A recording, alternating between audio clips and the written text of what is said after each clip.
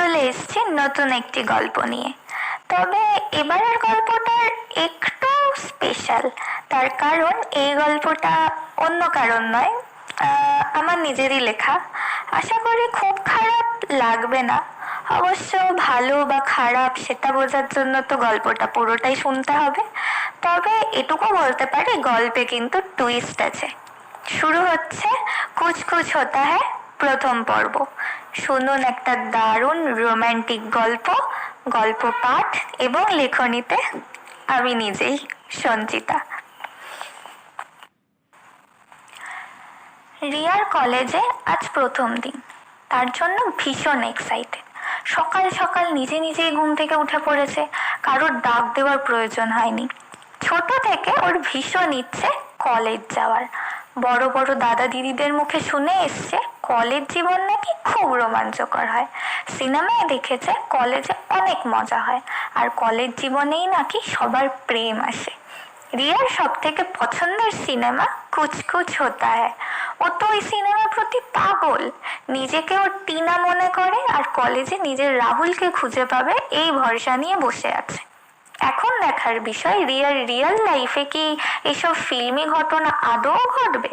কেউ এসে কি ওর জন্য গাইবে, ক্যা করু হায় কুছ কুছ হোতা হ্যায়।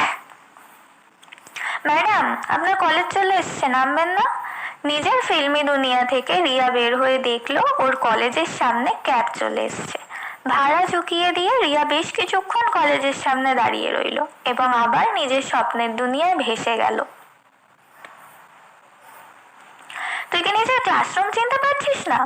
রিয়া পিছনে তাকিয়ে দেখলো একটা ছেলে ওর দিকে এগিয়ে এসছে। ছেলেটা দেখতে বেশ হ্যান্ডসাম, তবে এই কি রিয়ার গল্পের হিরো? কিন্তু ছেলেটা ডিরেক্ট তুই করে বলল। রিয়ার স্বপ্ন শুরু হওয়ার আগে ভেঙে গেল। ধুর, কিরে তুই শুনতে পাস না? কোন স্ট্রিম তোর? রিয়ার হুঁশ ফিরল।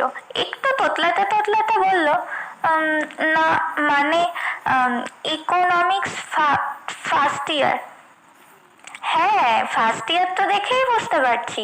12 নম্বর রুম, দোতলায় চলে যা, খুব গম্ভীরভাবে বলল ছেলেটা।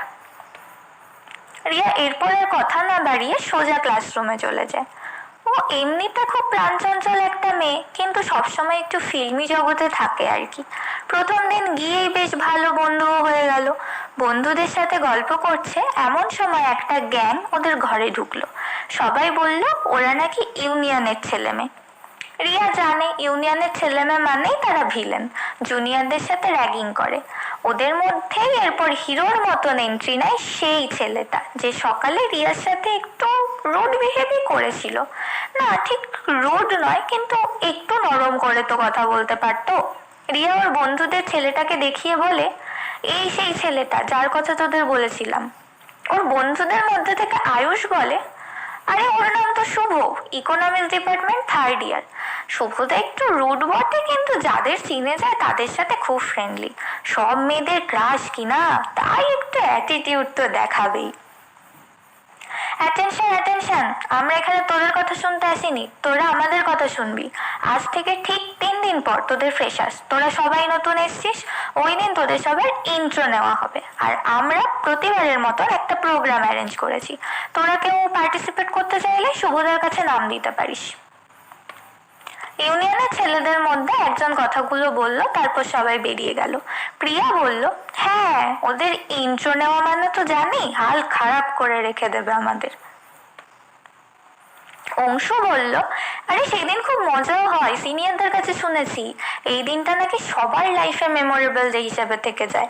আর ইন্ট্রোর কথা যদি বলি তো ওরা যা বলবে চুপচাপ করে দিবি, ওদের যত ঘাটাবি ততই ওরা মজা নেবে। রিয়া মনে মনে ভেবে নিয়েছে শুভদার নজর কাটতেই হবে সেদিন।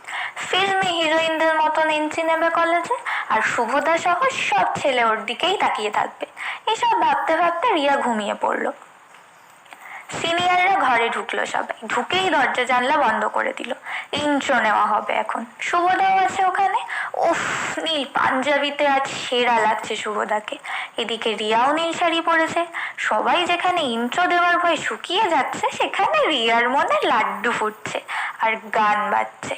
अब तो मेरा दिल जागे न सोता है, क्या करूँ हाय कुछ कुछ होता है। অ্যাটেনশন অ্যাটেনশন, এবার তোদের সবাইকে এক এক করে ডাকা হবে আর ইন্ট্রো নেওয়া হবে। এরপর শুরু হলো ইন্ট্রো নেওয়া। ইন্ট্রো কম, মজা বেশি। নাম ধাম জিজ্ঞেস করার পর আমাদের কলেজের বাংলা নাম জিজ্ঞেস করা হচ্ছে, কেউই পুরোপুরি বাংলায় বলতে পারলো না। তারপরেই শুরু হলো ইন্ট্রো। কারোর পিছনে বেলুন লাগিয়ে পুরো ক্লাসরুম ঘুরতে বলা হচ্ছে, তো কাউকে পোল ডান্স করতে বলা হচ্ছে।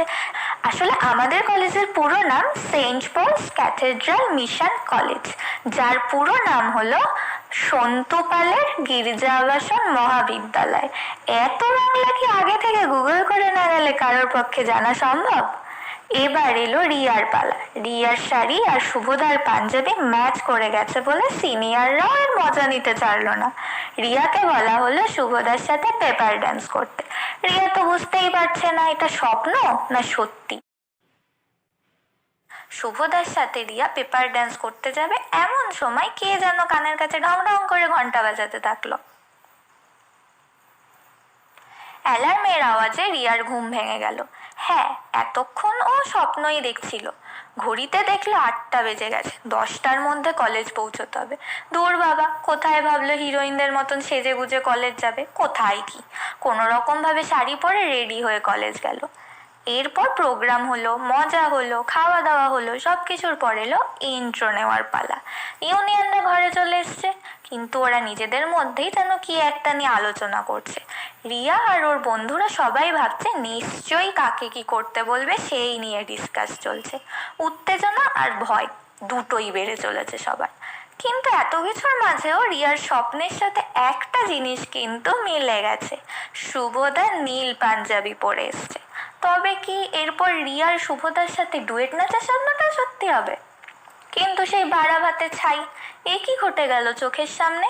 পুরো ক্লাসের সামনে শুভদা রিয়ার ব্যাচমেটদের মধ্যে রিয়ারই বন্ধু প্রিয়াকে প্রপোজ করলো। পুরো ক্লাসরুম হাততালির শব্দে ভরে গেল। সব স্বপ্ন শেষ হয়ে গেল রিয়ার, চোখ দুটো জলে ভরে এলো। দৌড়ে ক্লাসরুমের বাইরে চলে এলো। ক্লাসরুম থেকে সবার গলার আওয়াজ ভেসে আসছে, अब तो मेरा दिल जागे न सोता है, क्या करूँ हाय कुछ कुछ होता है।